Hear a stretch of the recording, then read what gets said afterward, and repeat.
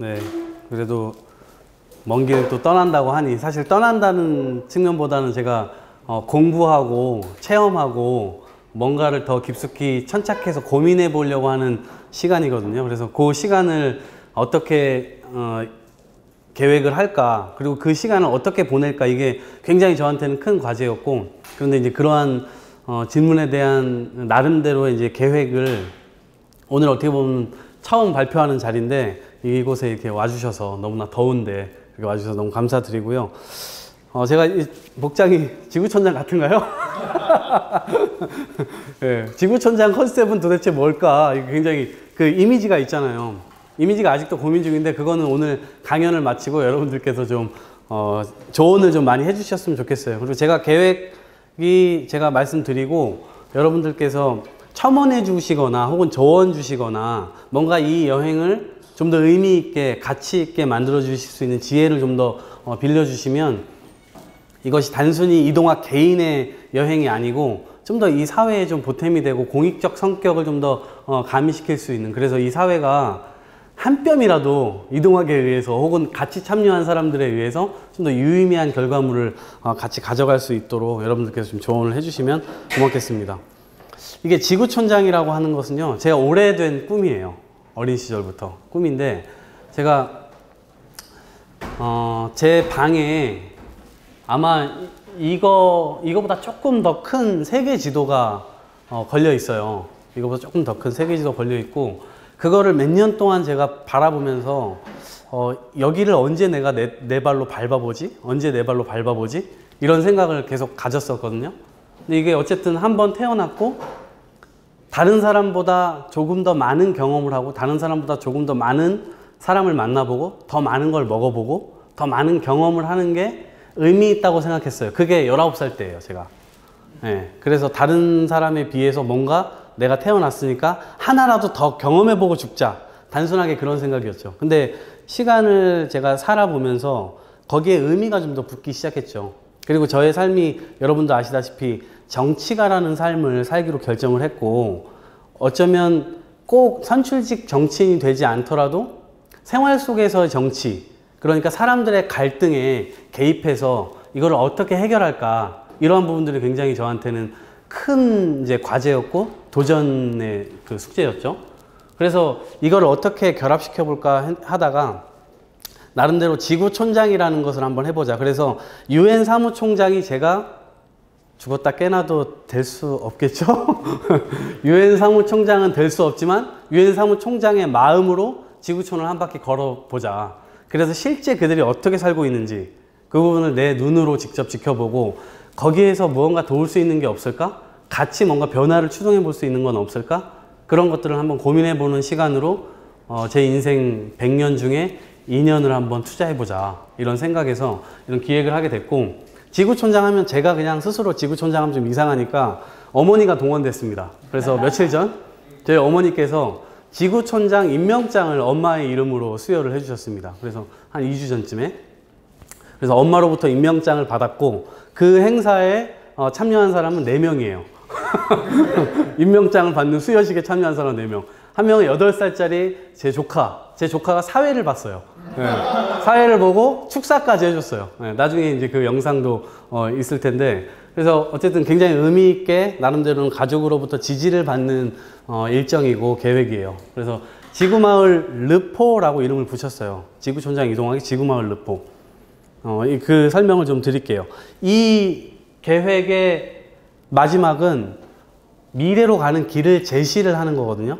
결국 우리는 누군가가 이제 어쨌든 미래로 가는 길에 전부 다 서 있는 건데, 그 미래를 단순히 오는 미래를 맞아들일 거냐, 혹은 우리가 직접 나서서 그 미래를 개척할 거냐, 이 두 가지 관점 속에서 저는 개척한다에 좀 더 방점을 두고 있어요. 그래서 결국에는 정치가들도 해야 되고 이 사회를 위해 뭔가 변화를 꾀해보려고 하는 사람들이 끊임없이 그 변화를 추동해내서 뭔가를 만들어내려고 하는 것처럼 미래도 분명히 우리가 만들고 싶어 하는 대로 만들어질 수 있지 않을까, 그런 희망을 갖고 이번 여행을 기획을 했습니다. 이건 목차인데요. 9가지의 상황으로 되어 있고, 요거는 이제 쭉 설명을 드릴게요.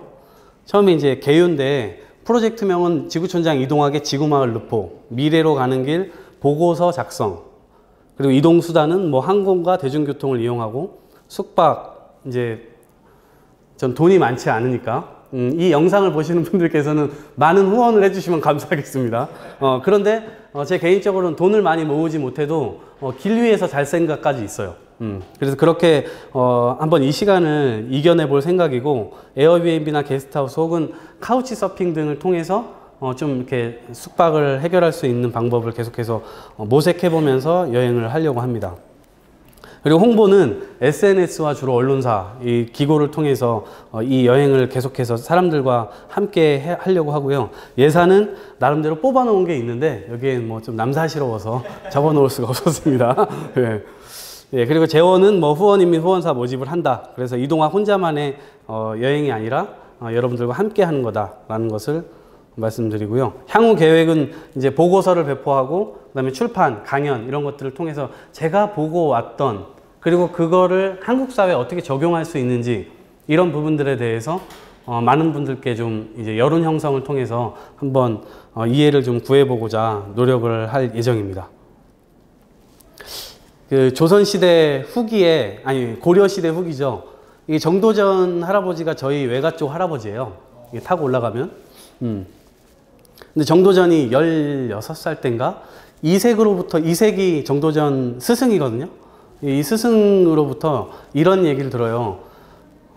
책으로 공부하는 방법이 있고 체험하는 방법이 있다. 너는 거리를 다니면서 사람들의 생활을 직접 보고 어떻게 하면 이 사회를 변화시킬 수 있을지 너가 한번 스스로 직접 보고 공부를 해보거라. 이 얘기를 듣고 한반도 전역을 돌아요. 충청도를 가고 전라도를 가고 경상도를 가고 쭉 해서 한 6개월에서 1년 정도를 한 바퀴를 돌고 올라와요. 근데 그때 정도전이 아주 구슬프게 누군가가 아낙네가 노래를 부르는 그 노래의 음성이 계속 귓가에 남아서 나중에 만든 정책이 이 땅을 n분의 1로 다시 쪼개는 그런 조선을 만들면서 그 개혁 정책을 썼던 거거든요. 그러니까 수탈당하는 거죠. 지금도 뭐 어떻게 보면 임대료가 비싸고 막 이렇게 하는 게 그렇게 결국 지대를 만들어서 그것을 계속해서 추구해 나가는 그런 세력, 기득권 세력이 있는 거고 거기에 계속해서 당하는 세력이 있는 거잖아요. 그때 정도전이 이 여행을 하면서 그런 부분들을 여실히 눈으로 봐요. 그래서 그걸 가슴에 딱 심어놓고 돌아와서 그런 정책을 고안해내죠. 근데 그런 심정으로 저도 한번 돌아보려고 해요. 저는 뭐 이 정도 수준까지 될 수 있을지 모르겠지만 여러분들께서 함께 도와주시면 가능하리라 생각합니다. 이 질문을 굉장히 많이 던졌어요. 나는 왜 가려고 하는가? 우리 사회에서 정치인들이나 혹은 교수님들께서 토론회에 주로 나와서 어떤 말씀을 하시냐면 언론지상에도 많이 나오죠. OECD 평균 수준은 이 정도입니다. 우리나라 이 정도 가야 됩니다. 네. 그거 맞는 얘기죠. 네. 근데 실제 맞는 얘기일까? 궁금했어요. 그리고 실제 그 수준이 정말로 맞는 것이라면 그 수준까지 가기 위한 각 국가들의 그 이면에 있는 노력들 혹은 양보했던 사례나 혹은 감당해야 됐던 어느 누군가들이 감당해야 됐던 내용 이런 것들은 없었을까? 사실 그 부분이 좀 빠져 있는 상태로 지표만 제시되는 경우가 많잖아요. 그래서 그 부분을 내가 한번 인터뷰를 통해서 혹은 제가 직접 눈으로 보는 것을 통해서 한번 조사해 볼 수 있지 않을까? 제가 이런 얘기를 하니까 많은 분들께서 야 그거 보고서 다 나와 있어 이렇게 얘기하시더라고요.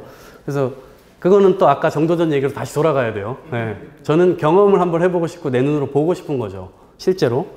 그래서 그 OECD국의 이제 선진국들의 사례가 있을 거고, 그 다음에 개발도상국이라고 해서 뭐 여전히 이제 그 우리나라가 과거에 겪었던 그런 갈등과 아니면 이 발전 시국을 경험하고 있는 국가들이 있을 텐데, 이런 것들을 종합적으로 제가 봐서 그것이 무조건 우리나라에 뭐 이렇게 소개되거나 우리나라에 적용되거나 할 수는 없을 거예요. 우리나라 특성에 맞게 뭔가가 조율되어야 될 필요성이 있는데, 그 부분에서 저의 시각으로 한번 해보고 싶어요. 저는 사실 어떻게 보면 전문가도 아니고 그렇다고 정치인도 아니잖아요. 어떻게 보면 시민의 영역에서 정치 참여를 굉장히 극렬하게 했었던 청년 정치가로서 이런 부분을 저의 시각을 담아서 한번 대안을 제시를 해보고 싶다 라고 하는 게 저의 이제 왜 가려고 하는가에 대한 답입니다.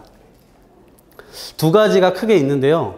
이 국민 외교관 1호라는 거는 아무도 국민 외교관이라는 칭호를 붙이지 않았기 때문이에요. 왜 그러냐면 이 국민 외교라는 개념이 이번에 새 정부에서 국정기획 100대 과제 거기에 이제 90 몇 번째 들어있는 개념이에요. 그러니까 대한민국은 위로는 막혀 있고 삼면이 바다고 섬나라이기 때문에 외교가 너무나 중요한 나라다. 그래서 5천만 전 국민이 외교관이라는 느낌으로 해외를 나가서 그런 마인드를 갖지 않으면 너무나 힘겨워지는 나라인 거죠. 그래서 결국에는 국민 외교라는 말이 등장을 했는데 공공 외교의 강화나 아니면 국제 기여의 강화 그리고 국민 외교 이 세 가지 키워드가 이 외교 차원에서 나왔던 거죠. 그래서 저는 국민 외교관 1호로서 국민 외교 보고서를 한번 써봐야 되겠다.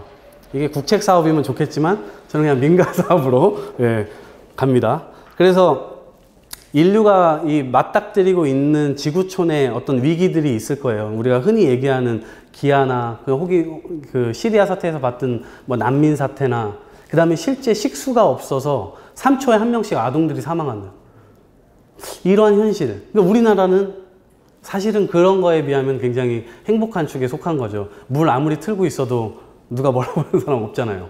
예. 근데 불과 그런 시간이 얼마 남지 않았다는 거. 결국 우리나라도 물 부족 국가에 들어서게 될 것이고 이것은 지속 가능하지가 않아요. 그래서 결국에는 현존하는 인류가 함께 공생할 수 있는 방법을 어떻게 모색하고 있는지에 대해서 좀 살펴보려고 해요, 이번에. 그리고 이제 외교가 매우 중요한데 국제 위상은 또 어떠한지 이런 부분. 그리고 이제 한국을 알리고 세계인들과의 소통을 하는데 제가 이제 어렸을 때부터 아시는 분은 아시겠지만 태권도를 10살부터 했잖아요. 뭐 지금은 이제 아저씨가 돼갖고 발이 한 90도도 안 올라가요. 그래도 이제 지도하는 건 할 수 있어요. 왜냐면 지도하는 것은 입으로 하는 거니까요. 네. 그래갖고 네. 전 세계를 돌면서 태권도복을 하나 챙겨와서 태권도 저의 나름대로 이제 저도 꽤 오랫동안 태권도를 했기 때문에 네트워크가 있습니다. 그래서 그 네트워크들을 통해서 그 나라에 태권도를 함께 또 수련하기도 하고 그러면서 그 나라 사람들과 얘기도 하고 하면서 한국을 좀 알릴 생각을 갖고 있습니다. 이 SDGs라고 하는 것은 보통 MDGs인가 그 밀레니엄 해갖고 그 새천년 개발 목표 해갖고 2000년도에 이게 나왔던 개념인데 2015년도에 지속 가능 발전 목표라고 해서 유엔에서 다시 이 각 국가 정상들이 모여서 협의를 했던 내용이거든요. 이게 결국 이런 내용이에요. ODA, 인권, 식량 뭐 이런 내용들. 그래서 이런 부분들은 어떻게 이 지구적 차원에서 유엔 차원에서 진행이 되고 있는지. 그래서 이 부분은 SDGs 한국협회라는 곳이 있는데 제가 거기에 SDGs 어떻게 보면 친선 대사? 네, 하여튼 그런 이제 칭호를 받았어요. 그래서 각 국가에 갈 때 요런 이제 그 어떻게 보면 추천서 이걸 가지고 그 사람들과 좀 대화를 하는 데 좀 도움이 될 수 있을 것 같습니다. 그래서 국민외교 보고서를 한번 만드는 것이 있고 두 번째는 제가 다준다 연구소를 2012년에 만들었거든요. 그러니까 한 5년 정도 된 거죠. 4, 5년 정도 된 건데 그 다준다 연구소 이름을 정할 때 굉장히 이제 고심을 많이 했어요. 근데 그게 줄임말이잖아요. 다음 세상을 준비하는 다른 연구소. 그러니까 결국 아까 말씀드렸던 정치는 현재의 갈등에 개입해서 어떻게 해결할까 이런 생각도 있지만 또 하나의 기능은 미래에 예측되는 갈등, 그 갈등에 선제적으로 대응하는 것도 정치의 영역이에요. 그래서 저는 저출산 고령화의 문제가 다준다 연구소를 만들 때부터 제가 그런 고민들이 있었거든요. 그리고 실제 저희가 첫 번째 키워드로 잡았던 것도 젊은이들이 결혼하지 못하는 사회. 예. 그래서 그런 부분들을 계속 천착해서 보다 보니까 이 문제가 우리나라는 굉장히 심각하고 특히나 일본은 고령화 사회에서 고령화 사회는 7%의 인구가 노인 인구에 들어가면 7%의 인구가 노인 인구에 들어가면 고령화 사회라고 얘기하고 그 다음에 고령 사회는 14% 들어간 고령 사회 그 다음에 20%가 넘어가면 초고령 사회가 되거든요. 네.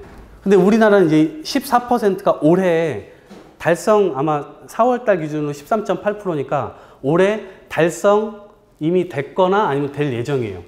그러니까 우리나라는 이제 세계에서 몇 안 되는 초고령 사회로 가는데 굉장히 빠르게 진입을 하고 있는 거죠. 일본은 36년이 걸렸어요. 7%에서 20% 도달하는데. 근데 우리나라는 7%에서 20%까지 도달하는데 일본보다 10년 앞당긴 26년이 걸릴 예정이에요.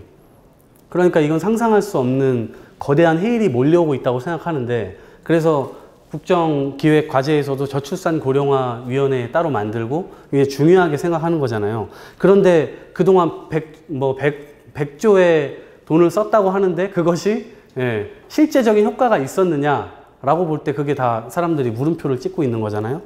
그래서 실제 이 문제가 선진국에서는 어떻게 대응을 했는지, 그리고 실제 해결했는가? 이걸 보면 저는 또 의문이 좀 들어요. 예를 들면 프랑스에서 저출산 문제를 해결했다고 하잖아요. 1.4에서 5에서 몇 가지 올렸다고 하는데, 실제 그게 그러니까 이민자들을 받고 그 이민자들이 아이들을 낳고 그 다음에 뭐라고 그러죠? 그 미혼모 지원하고 아동수당 지원하고 이런 것들이 있지만, 결국에 인구는 이거 제로섬 게임 아니에요? 제로섬 게임? 어딘가에서 이쪽으로 결국 우리나라도 이민정책 얘기가 대안으로 나오듯이 사실상 그건 실제적인 대안이라고 볼 수는 없는 거죠. 어딘가가 또 빌 테니까. 이거를 지역에다가 적용시켜 보면 결국 다른 지역에서 다른 지역의 사람을 빼가는 건 저출산 고령화 문제에 있어서 해결책이 될 수가 없는 거죠. 다른 지역이 비게 되니까. 그래서 이 문제를 실제 저출산 고령화 문제를 해결하기 위해서 인구를 늘리는 쪽으로 방향을 잡을 거냐, 이거에는 끝이 없다고 생각해요. 그래서 그런 의문점이 있기 때문에 그런 의문점을 토대로 해서, 그렇다면 저출산 고령화 이 문제를 상수로 두고 서로 같이 공존할 수 있는 방법, 이런 부분들을 좀 찾아보고자 합니다. 그리고 실제 고령화 문제에 있어서 가장 중요한 건 자살률 문제와 빈곤 문제거든요. 일본 노인분들은 실제로 알려지기로 자산이 있는 걸로 알려지고 있어요. 그런데 우리나라는 자산이 없죠.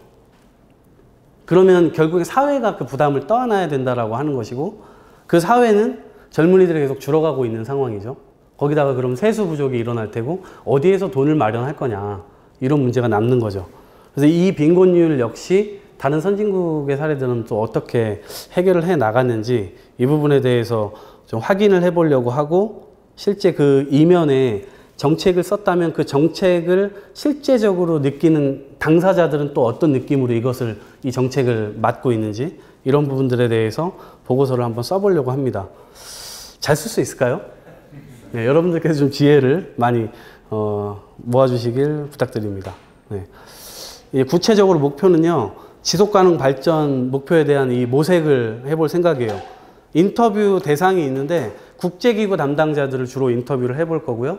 각 국가별로 기업이 있을 텐데 그 기업별로는 CSR 담당자들이 있어요. 그 지속가능 경영이라고 해서 대부분 이런 부서들을 두고 있는데, 그런 부서의 사람들을 좀 만나서 인터뷰들을 해보려고 합니다. 그리고 두 번째로는 저출산 고령화, 여기에서 인터뷰 대상이 이제 이 부분에 천착한 정치인들이 있을 거예요. 그 나라에. 정치인들과 그 다음에 고령 세대, 예를 들면 65세에 달한 노인분들, 그러니까 노인이라고 말하기 좀 그래. 65세면 제 인식에서는 그래서 이게 장년이라고 해야 될지 어쨌든 그래서 이 분들이 어떤 생각을 가지고 있는지 각 나라에 갔을 때 그런 분들만 또 인터뷰도 해보기도 하고, 그다음 노인시설 담당자들, 그 다음에 정책 담당자, 관련 시민들은 이 문제를 어떻게 바라보고 있는지 좀 종합적으로 한번 인터뷰를 해보려고 해요. 단순히 여행자의 눈으로 겉만 흐르는 것이 아니고 최대한 한번 그 지역에서 천착을 해보려고 합니다. 그 세 번째는 이것과 결국 연동된 건데, 저출산 고령화 이 문제에 있어서는 고용 문제가 결국에는 문제가 될 수밖에 없고, 연금 문제, 이런 문제 파생되는 문제거든요. 그런데 이것이 굉장히 심각한 문제죠. 세대 간의 갈등을 야기시키기도 하고, 그 다음에 우리나라에서는 노사 갈등도 어느 정도 일정 부분 입장의 차이로 존재하잖아요. 그래서 이런 부분들을 어떻게 사회적 대타협을 통해서 이루어 나갔는지, 대타협을 통했던 그 시점에 그 사람들은 무엇을 양보해서 타협이 됐는지, 그리고 그게 만약에 타협한 시간이 일정 부분 지났다, 현재는 어떠한지, 예, 이 시간의 흐름에 따라서 이런 부분들이 좀 궁금한데 기업 임원이나 노동조합 혹은 정치인분들 관련 시민들의 이야기를 좀 들어보려고 합니다. 그리고 네 번째는요. 1번부터 2번, 3번은 제 스스로 개인적인 어떤 관심도에 의한 이제 프로젝트라면 네 번째는 이제 많은 분들이 함께 참여해 주실 수 있는 프로젝트예요. 이 나라에 이게 궁금해요 라고 제안을 해 주실 수도 있고요. 그래서 뭐 일본 같은 경우에는 제가 임의적으로 정한 건데 마쓰시다 정경숙이라는 곳이 있어요. 정치인 양성하는 곳이에요. 마쓰시다라는 사람이 돈을 굉장히 많이 투여해 갖고 어느 당파를 가진 저 기관이 아니고요. 민주당으로도 가고 자민당으로도 가고 막 이래요. 근데 실제 거기에 어떤 커리큘럼으로 진행되고 있고 그 사람들이 어떤 이제 철학과 가치 이것들을 배우는지 거기서는 지덕체라고 해갖고 이제 그 책으로 하는 공부도 배우고 막 검도도 배우고 막 체육도 배우고 그런다고 그래요. 그리고 필수적으로 미국 의회 이런 데 인턴할 기회도 주어지고 그다음에 일본의 정치인들은 결국 세계적 마인드를 가진 뭐 그런 철학이 있어야 된다 이런 이야기도 있고 그래서 어떤 과정을 통해서 일본 정치인들이 양성되는가 라고 해서 요 부분에 직접 가서 이제 견학을 해볼 생각이고 뭐 하루 그냥 가서 잠깐 하고 오는 게 아니라 최소한 1박은 하고 오려고 합니다. 여기서 기숙사에서 어떻게 해서든 만들어서 제가 하룻밤 자면서 얘네들이랑 좀 토론을 좀 해보고 싶고 여기 출신 국회의원도 한번 만나서 꼭 대화를 해보려고 해요. 그리고 제가 또 이 프로젝트를 한다고 하니까 이제 어느 노동조합에서 어느 나라의 자신의 노동성과 맞는 그 노조와 연결을 좀 시켜달라. 그래서 교류하는 프로그램을 하고 싶다. 이렇게 또 제안이 와서 그 제안을 또 하기로 했고요. 그래서 나라별 이색 프로젝트는 아마 참여형 여행으로 여러분들과 함께 만들게 될 것 같습니다. 프로젝트 팀을 이제 앞으로 구성을 할 건데요. 어떻게 할 건지를 말씀드릴게요. 자문위원을 일단 위촉할 생각입니다. 왜냐하면 제가 가지고 있는 최대한의 인자와 이런 것들을 활용할 필요성이 있다. 제가 누구 백을 동원하는 게 아니잖아요. 네. 그래서 최대한의 인자를 활용해서 제가 가능하게 이 프로젝트를 최대한 성실하게 수행할 수 있는 방향을 찾아보려고 해요. 그래서 제가 가진 뭐 자원이라고 하면 결국 이제 당이라고 하는 존재, 그 다음에 이제 지금까지 인연을 맺어왔던 의원님들, 그다음 지방 의원님들, 그런 분들, 그 다음에 이제 민간단체와 교류했었던 학자분들, 이런 분들과 함께 이 자문위원을 좀 위촉하고 이 여행 프로젝트에 대한 도움을 좀 많이 받아보려고 합니다. 그래서 자문팀도 구성을 해서 이 자문팀은 결국에는 이제 실무적으로 같이 이제 저와 함께 이제 카톡방에서 굉장히 많은 대화들을 나누면서 이 나라에 가면 뭘 할지 어떻게 할지 이런 부분을 세세하게 좀 나눠볼 텐데요. 그래서 이 자문팀을 지금 구성하고 있는 중입니다. 그리고 이제 태권도 외교 아까 처음에 말씀드렸다시피 태권도 네트워크를 활용해서 제가 현지 태권도인들 수련도 하고 같이 땀을 흘리면서 그런 외교 활동을 좀 이게 스포츠 외교라고 하죠. 스포츠 외교 활동을 좀 같이 해보려고 합니다. 이제 결국에는 굉장히 제가 방문해야 될 나라들이 많기 때문에 사전 조율을 해야 돼요. 그래서 사전 조율은 이와 같은 방식으로 할 텐데요. 이제 국회의원별로 친선 각 국가와 각 국가 의회와 이게 친선 협정이 되어 있는 곳들이 있어요. 그래서 친선 뭐 의회 뭐 대표 의원실도 있고 부대표 뭐 이런 분들이 있는데 이거를 좀 조사를 해갖고 지금 이제 명단을 받아놨는데 이런 분들이 좀 협조를 받아서 먼저 공문을 좀 보내고 만약에 그게 안 됐다 그러면은 제가 개인으로 그 정부나 그 관련 의원에게 이메일을 보냅니다. 이러이러해서 당신을 만나고 이러이러해서 이런 이야기를 나누고 싶습니다.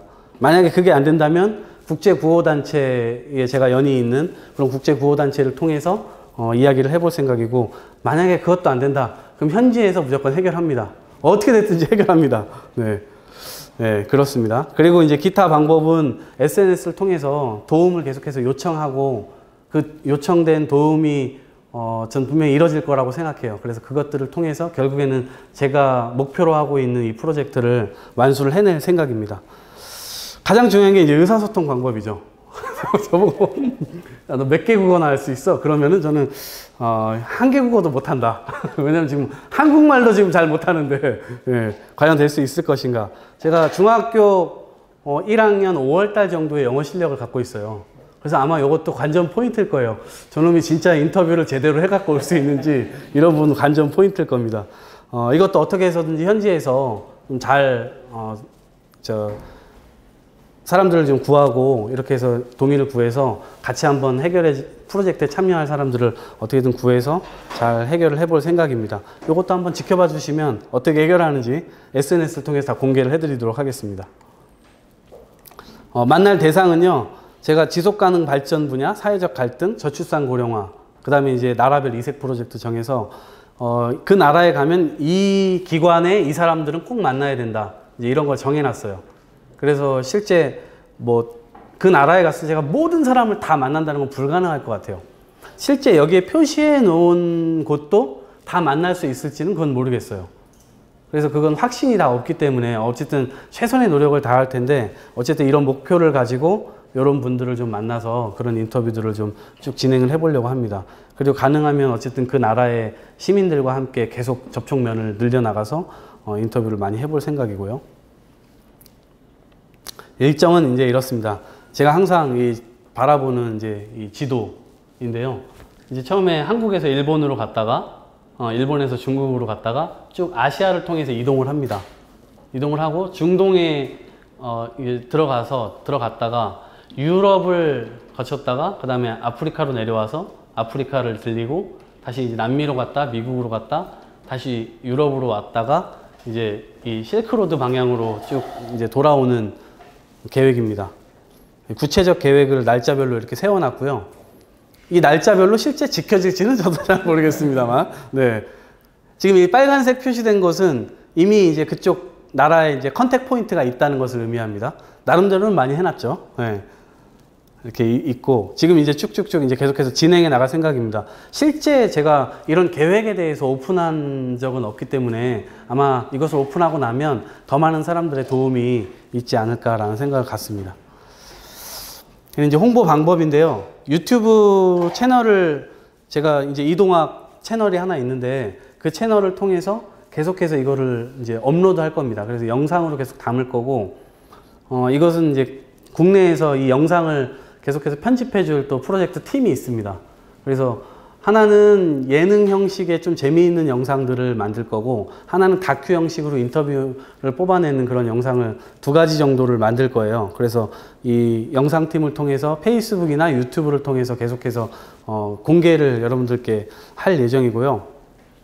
그 다음에 이제 페이스북은 제가 또 어떻게 하다 보니까 거의 한 5,000명 정도 찾고, 그 다음에 팔로워가 지금 최근에도 계속 늘고 있어서 한 6,000명 가까이 지금 늘어가고 있는 것 같아요.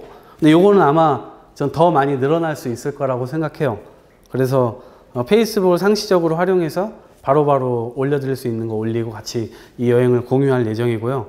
블로그는 뭐 그날그날 이제 제가 일기 형식으로 작성을 해보려고 해요. 이것도 매일매일 작성할 수 있을지 모르겠어요. 뭐 인터넷 사정도 있을 거고 여러 가지 있을 텐데 이것도 최선을 다해서 하고요.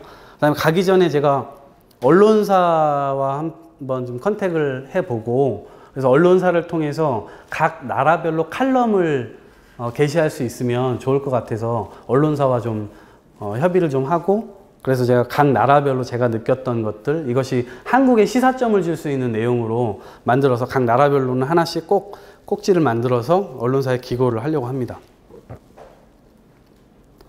네. 이제 제 소개가 이제 여기서 나오네요. 저는 어쨌든 끊임없이 성장해 왔고 앞으로도 성장해 갈 정치인이라고 확신합니다. 왜냐하면 저는 정말 대한민국의 갈등이나 부조리한 문제에 대해서 어떻게 하면 해결할 수 있을까, 이것을 매일매일 고민하고 매 시간 고민하는 게 저의 일상이고, 이 저출산 고령화 문제나 지구적 문제 이런 것도 계속해서 탐구심이 있기 때문에 제가 이걸 하거든요. 그러니까 지금까지 10수년간 정당에 몸담아 오면서 끊임없이 여기에 대해서 한 번도 눈을 다른 곳으로 돌리지 않고 이 정치에 천착했었다는 것, 이 정치라고 하는 것 어떻게 보면은 한 자리 하려는 거 아니야? 이렇게 안 좋게 표현되기도 하지만 저는 그거를 자신 있게 얘기하고 책임지려는 사람이라는 걸 분명하게 계속해서 말씀드리고 있어요. 그러니까 제가 말하는 건 그냥 말을 계속해서 던지고 무책임하게 그냥 나는 아니야 라고 그냥 발 빼는 것이 아니고, 저는 제가 말한 거에 있어서는 끝까지 책임을 지려고 하는 태도와 자세를 가지고 있어요. 그래서 이 정치를 끊임없이 해갈 거고, 그래서 이 미래 세대가 혹은 미래 시대에 우리나라가 가야 될 방향에 대한 담론, 이 부분은 5년 전부터 다준다 연구소를 통해서 천착해 왔었던 부분이고, 이 부분의 연장선상에서 이번 프로젝트도 결국 가는 거거든요. 그래서 이 부분에 성장하는 정치인이 이런 부분들을 함께 고민을 해봐 주셨으면 좋겠고, 어떻게 하면 저를 도와줄 수 있을지, 저를 돕는 것이 저는 이 사회에 조금 더 좋은 방식으로 기여할 수 있을 거라고 생각하거든요. 그래서 그 부분에 대한 확신이 있으니까 이 영상을 보시는 분들은 꼭 도와주시면 고맙겠습니다. 그리고 제가 무도인이기도 합니다. 네, 다리가 90도 올라가는 무도인입니다. 네, 10살 때부터 태권도를 했고, 그래서 그 부분은 아주 좋을 것 같아요. 태권도라고 하는 것은 이미 많은 태권도인들을 통해서 알려지기도 했고, 우리나라를 대표할 수 있는 무술이기도 해서 그 무술을 통해서 그 나라와 함께 소통할 수 있겠다는 방법이 있을 것 같고요.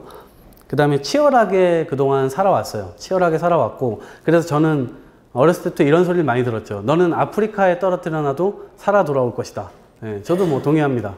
그래서 이번 여행도 굉장히 어렵고 힘든 일들이 많겠지만 제가 다 뚫고 결국 살아 돌아올 겁니다. 네, 그래서 이왕이면 의미 있는 것과 재미있는 것들, 이런 것들을 추구해가면서 좋은 것들을 다시 이곳에 소개할 수 있는 그 날이 꼭 올 것 같습니다. 네. 그리고 이제 방송인을 하기도 했고요. 그 다음에 이제 교육혁신. 여기 계신 분들이 많이 참여하고 계신 그 부분에 대한 천착을 하고 있어서, 일본에 가면 시부야 대학이라고 있어요. 실제 저도 한 번도 가보지 않았고 시부야 대학을 소개하는 글을 읽은 적이 있거든요. 지금 이제 윤봉기 이사장님께서 주로 이곳에 천착해서 굉장히 많은 걸 하고 계신데, 주로 저는 일을 벌리는 스타일이에요. 저분은 이제 수습하시는 스타일이죠.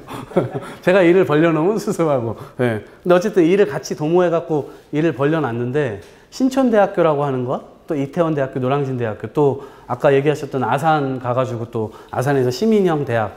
이게 일본에서는 이미 몇 해 전부터 한 6만 명 정도가 이 학교를 다닌대요, 마을에서. 어마어마하죠.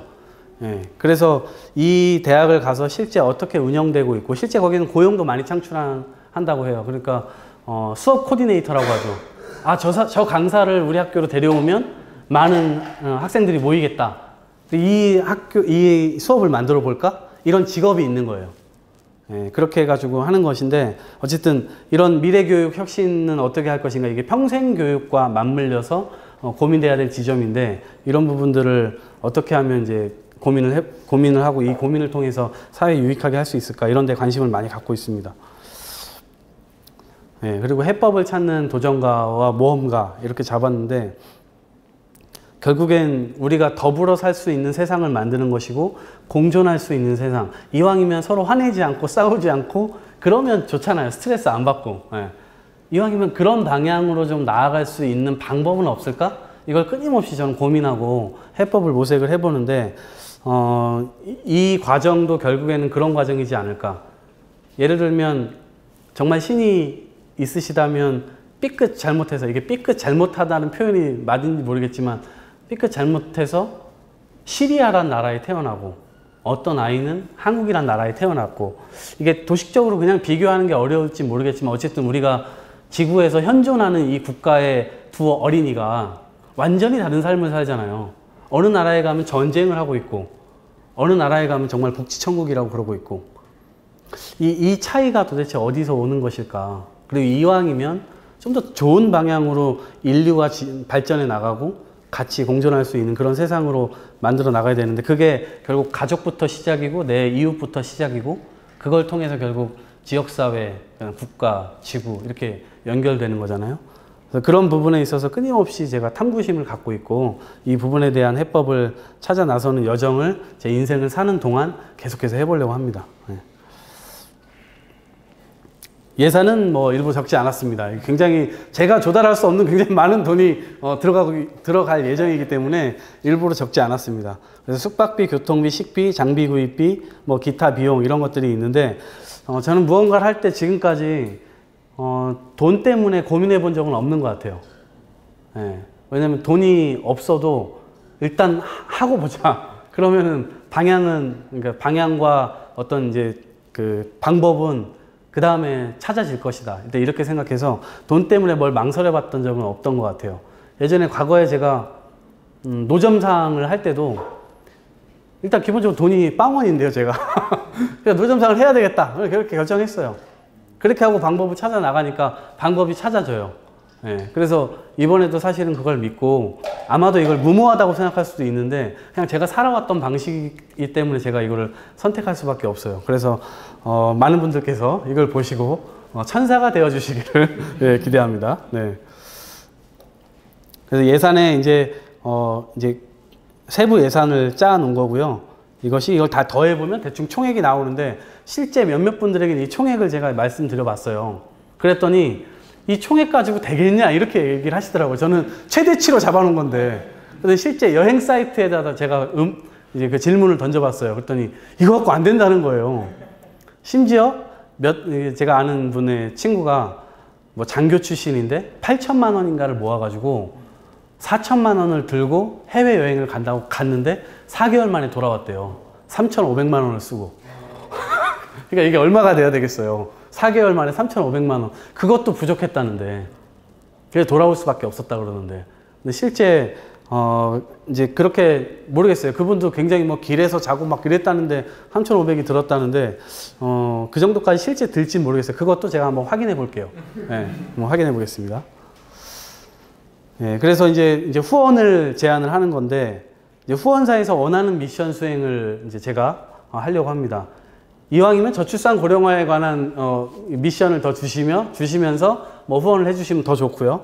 예, 그래서 그 원하는 미션 수행을 일단 해가지고 계속 이제 수익을 좀 만들어 볼 생각이고, 그 다음에 홍보를 원하는 업체나 홍보를 원하는 무슨 프로젝트가 있다면 이런 SNS에 이제 게시를 좀 할 예정이고요. 그 다음에 영상 작업할 시 PPL 홍보도 가능하다는 거, 그리고 블로그 대문에 후원사 노출 이런 것들도 가능하다는 거, 그리고 기타 추가 협의로 현물과 현금 모두 가능하다는 거, 그런 말씀을 좀 드립니다. 계좌는 아직 만들지 않았습니다. 뭐 어떻게든 될 거라고 생각합니다. 그래서 후원 방법은 구체적으로는 이렇게 용역을 의뢰하는 거죠. 저한테 이미 이제 용역을 의뢰받은 것도 있어요. 네, 그래서 그거는 차차 계속해서 공개를 해 나갈 계획이고, 그걸 통해서 더 많은 분들에게 알려지면 이것도 해주세요, 저것도 해주세요. 뭔가 마중물이 돼갖고 엄청난 강이 됐으면 좋겠네요. 예, 그리고 우리를 알려주세요. SNS에 이제 홍보하고 프로젝트든 아니면 어떤 행사든 이런 것들을 좀 홍보해드릴 예정입니다.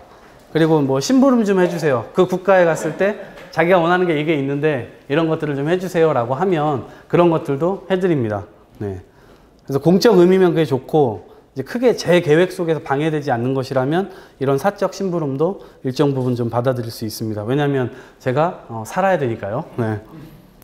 그리고 이제 월간 지구촌장 이 뉴스를 할 건데요. 이제 이건 카톡으로 개인적으로 공유를 해드리고, 이건 사실 저의 여행 취지, 그 다음에 이왕이면 이 사람이 가서 좀 더 좋은 제도와 문화 이런 것들을 소개해 줬으면 좋겠다. 좀 더 양질의 프로젝트의 성공성을 좀 더 높였으면 좋겠다라는 생각을 가지신 분들이 뭐 매달 후원해 주시든 아니면 일시적으로 후원해 주시든 그런 분들에게 이 월간 지구촌장 이거를 이제 만들어서 카톡으로 계속해서 정보를 이제 일상적으로 나오지 않는 그런 정보에 대해서 제공을 할 생각입니다. 네.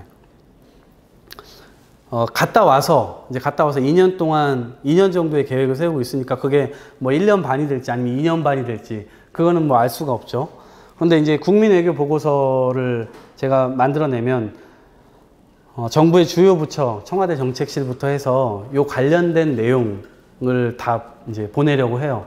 그래서 우리나라가 가야 될 방향은 이제 이동학의 시각이 100% 맞지 않겠지만, 그래서 상당 부분 제가 현존하는 거에 대해서 단순히 이제 활자로 보고 평가하는 것이 아니고 실제 제 눈으로 보고 듣고 한 거기 때문에 의미가 나름대로 있을 수 있다고 생각해요. 그래서 이런 부분들을 이제 여론 환기 차원에서 이런 기관들에 이제 보낼 것이고, 그리고 다녀오면 당연히 제가 그 성과를 가지고 여론을 좀 만들고 그다음에 이것을 우리나라가 가야 될 방향이라고 설득 작업을 좀 해야 되겠죠. 그러니까 저 나름대로의 아마 시각을 갖고 올 겁니다. 그래서 대한민국이 이 방향으로 가야 됩니다. 그러니까 확신할 수 없지만 이 방향으로 이러한 방법을 통해서 가야 됩니다라고 제가 그 미래로 가는 길을 제시를 할 겁니다. 그 과정에서 당연히 출판도 해야 되겠고 이런 식으로 여러분들께 많은 곳에서 이제 말씀을 드려야 될 계기도 만들어 보려고 합니다. 그리고 다녀왔으니까 당연히 각 나라별로 만난 사람들이 굉장히 많겠죠. 그 사람들을 좀 많이 모아서 제가 이제는 나가지 않더라도 야, 니네 나라 이거 있다는데 이거 얘기 좀 해줘. 이런 방식으로 해서 정보를 계속해서 취득할 수 있는 그런 정도의 네트워크를 한번 구축을 해보려고 해요. 나름대로 이거는 굉장히 뭐 의미 있게 향후 제가 정치를 함에 있어서 혹은 정치를 안 하더라도 살면서 굉장히 유의미한 네트워크가 되겠죠. 그래서 이런 부분들을 종합적으로 한번 해볼 생각입니다. 그래서 기대 효과는 일단 일본만 하더라도 이 저출산 고령화 문제는 뭐 굉장히 심각하다고 알려지고 있고 주로 우리나라에서 소개되는 책도 우리나라 학자가 우리나라의 상황을 빗대서 쓴 책은 별로 없어요. 대부분 다 일본 책이 번역돼서 우리나라에 쓰여지고 있거든요. 그래서 실제 우리나라에서도 이러한 서적이나 책이 많이 나올 수 있는 풍토가 만들어졌으면 좋겠고요. 그게 만들어지는 풍토는 그거에 사람들이 더 많이 천착해서 어떻게 하면 이걸 해결할까 뛰어들고 있다는 거니까 그런 부분들이 뭐 이제 1, 2년 안에 이런 부분들이 해결이 됐으면 좋겠어요. 그래서 해결까지는 어렵겠지만 기폭제라도 좀 만들어졌으면 좋겠어요. 실제 우리나라가 베이비 부머 세대가 55년생부터 63년생까지잖아요. 그러니까 2년 뒤부터 55년생이 65세가 돼요. 베이비 부머 세대가 700만 명이에요. 그럼 700만 명이 65세가 순차적으로 이렇게 돼서 5년 동안 700만 명이 은퇴를 하는 거거든요. 노인이 된다는 얘기예요. 우리가 생각해 보세요. 연금을 어떻게 지속 가능하게 만들지? 교통비, 어르신 65세 교통비 무료인데 이거는 어떻게 하면 지속 가능하게 재정의 부담을 최소화하면서 가능하게 할 수 있지? 이제 여러 가지 의문점들이 우리나라에 생기게 될 텐데 이건 시간이 많지 않아요. 700만 명이 노인이 된다고 생각해 보세요. 우리나라 인구 5천만인데 이게 굉장히 전 심각하다고 생각해요. 그래서 이 부분에 대해서 결국 우리가 함께 고민하지 않으면 그냥 착하게 어르신들이니까 지원해줘야지라고만 한다면 이게 아마 재정이 굉장히 문제가 생기겠죠. 그러면 증세 문제나 혹은 기존에 받고 계시던 거를 깎거나 그 틈에서 결국 갈등이 일어나요. 그럼 그 갈등을 어떻게 해결할까? 서로 각자가 자기 것만 주장한다면? 그래서 결국 그 부분에 대해서 우리나라가 좀 현명하게 대처할 수 있는 방안, 이런 부분들에 대한 여론을 좀 형성해보자 하고 결국 그걸 통해서 세대 간의 갈등을 미연에 좀 방지했으면 좋겠다. 제가 주로 이제 강연 때 자주 하는 얘기인데 세대전쟁이라는 책에 보면 미국의 2025년인가 35년에 그 미래로 가보는 거예요. 그럼 어떤 청년이 총을 들고 버스에 타요. 그러면서 총을 막 쏴요. 팡팡팡. 나중에 알고 보니까 어르신들만 돌아가셨어. 총 맞은 사람이 다 어르신들이에요. 왜 그랬을까? 스페인의 아마도르라는 영화가 2006년인가에 개봉을 했는데 2006년? 2010년? 하여튼 아마도르라는 영화가 개봉했는데 그때 아마도르란 젊은 여성이 간병인이에요. 직업이. 그 사람은 버스에 올라서 출근을 하고 매번 장미꽃을 들고 타요. 그리고 나서 출근하면 간병을 하러 그 노인의 집에 가는 거죠. 근데 어느 날 알고 봤더니 장미꽃을 들고 타는 이유가 그 노인이 돌아가셨기 때문에 시체 썩는 냄새가 나지 않게 하도록 하기 위해서 장미꽃을 매번 시체 위에 올려놓는 거예요. 그런데 왜냐면 그렇게 하지 않으면 노인이 돌아가시면 자기는 일자리를 잃으니까. 그런데 어느 날 갑자기 그 노인의 자녀가, 똑같이 청년이겠죠?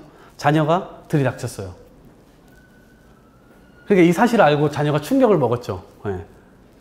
그랬더니 그 자녀가 이야기하는 게 더 충격적이에요. 우리 이 사실을 같이 숨겨요.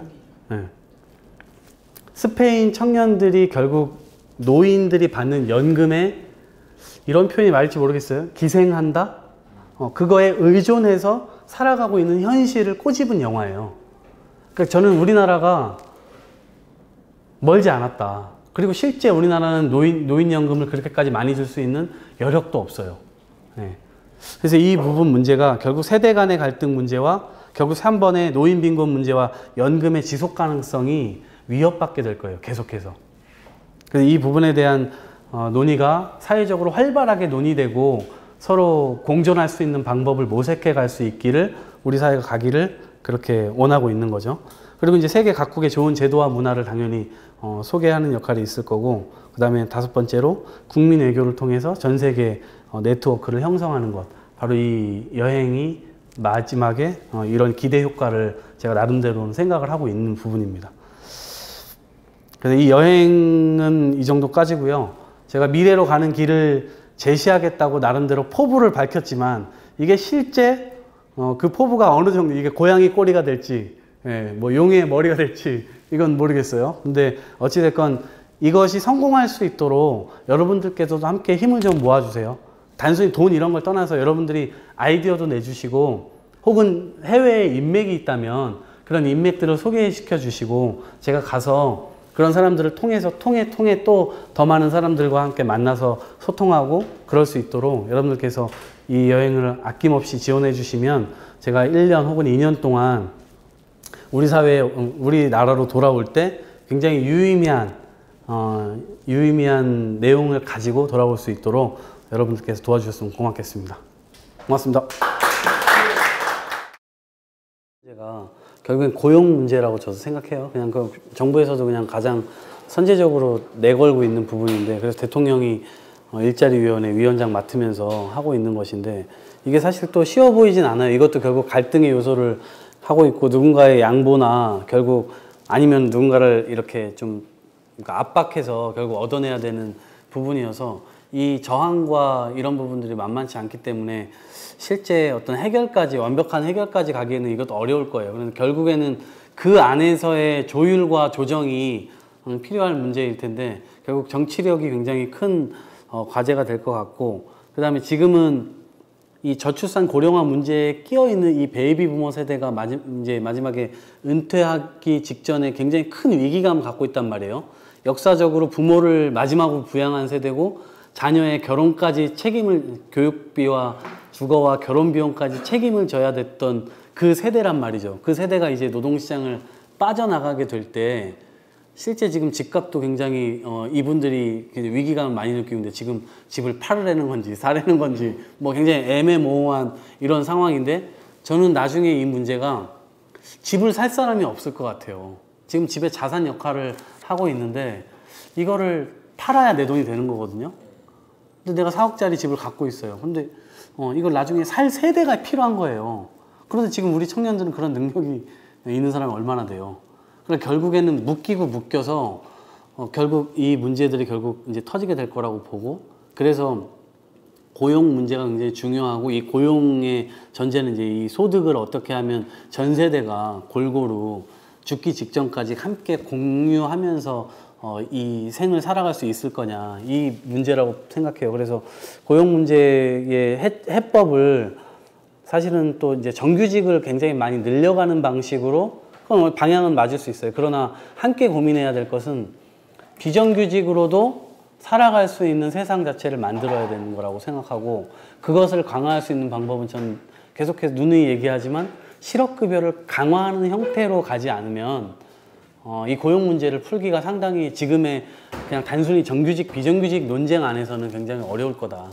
그래서 결국 모두가 공존할 수 있는 방법은 사회적 안전망을 만드는 것이고, 그 안전망이 사회적 활력망으로 작용할 수 있도록 충분한 역할을 하게 해줘야 되는데, 지금은 그 안전망 역할이 정말 그야말로 최소한의 이 신랄 같은 그런 정도의 역할만 하고 있기 때문에 이것이 기업의 어떤 도전적인 창업이나 아니면 뭐 이렇게 신성장 동력을 만들거나 이런 이제 도전 정신으로 이어지고 있지 않고, 더더군다나 노동자들 역시도 그거에 이제 그 삶을 의탁할 수가 없기 때문에 굉장히 큰 위기라고 봐요. 그래서 이 문제도 결국엔 제가 좀 가서 천착해서 좀 보고, 실업급여를 어떻게 강화했고 이 실업급여를 통해서 기업들이 노동자들을 고용하고 해고하고 하는 데의 유연성을 갖게 됐는지, 그리고 그것이 노동자들에게 또 어떻게 영향을 미쳐서 이 삼박자가 잘 굴러갔는지를 저는 한번 들여다보려고 하고요.